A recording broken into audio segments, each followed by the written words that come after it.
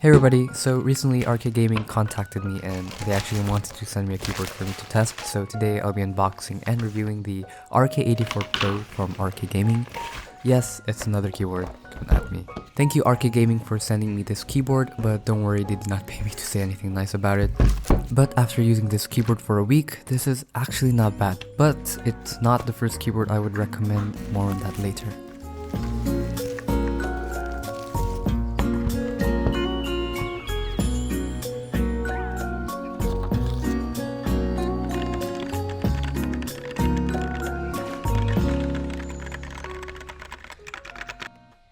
Alright, so inside the box you get the cardboard box itself. Now, you can lube this if you want, but I really like the stock sound of the cardboard box as it sounds quite nice already to me.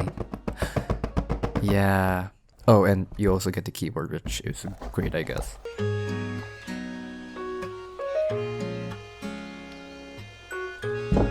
You also get a Type-C to USB-A connector as well as a 2.4 GHz dongle, a black switch/keycap holder. You also get a bunch of RK switches, which I'll probably never use, but anyway. You also get 2 magnetic feet for the keyboard. You also get a user manual.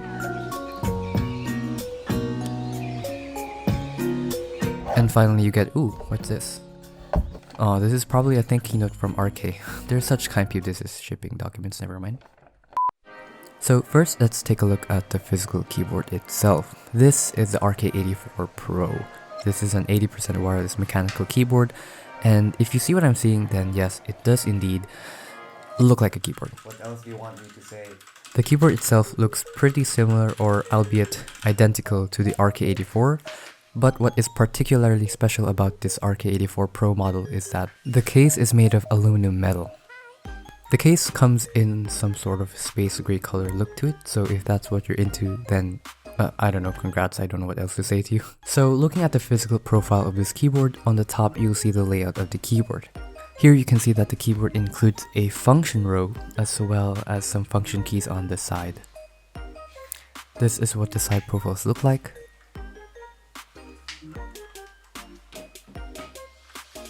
This is what the front looks like. This is what the back looks like.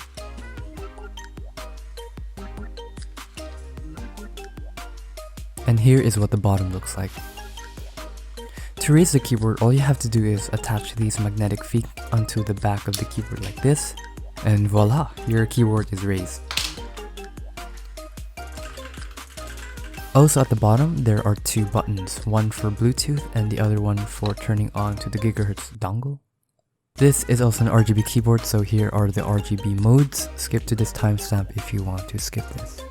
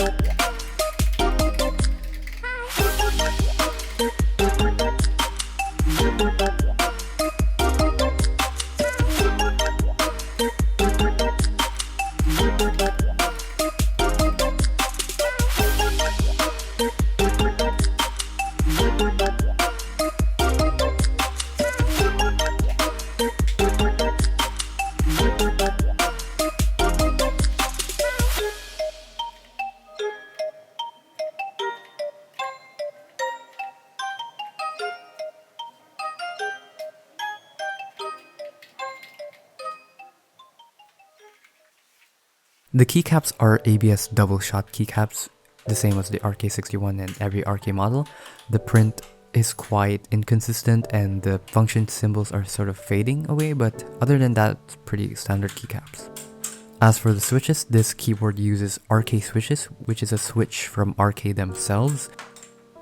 They're quite rough and scratchy, and sometimes I feel like the keys get stuck, so I personally recommend swapping the switches as soon as possible if you want this to be your main keyboard. Which moves on to my next point. This keyboard is actually hot swappable, which is good, so there's that. To connect Bluetooth, you need to turn on the keyboard first, and then while holding the function key, long press any of these 3 buttons. Once the key is blinking, that means you can pair the keyboard, so just turn on Bluetooth and pair your keyboard. To use the gigahertz ding dong, all you have to do is change the switch from B to G, which will turn on gigahertz mode. Then plug in the receiver onto your laptop or computer, and then you can start using your keyboard using gigahertz mode.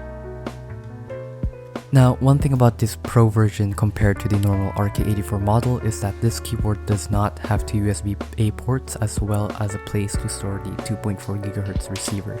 So do keep that in mind if you want to choose either the RK84 or this model, the RK84 Pro model. Finally, here is the key test and the sound test. Stock, RK red switches, no lube.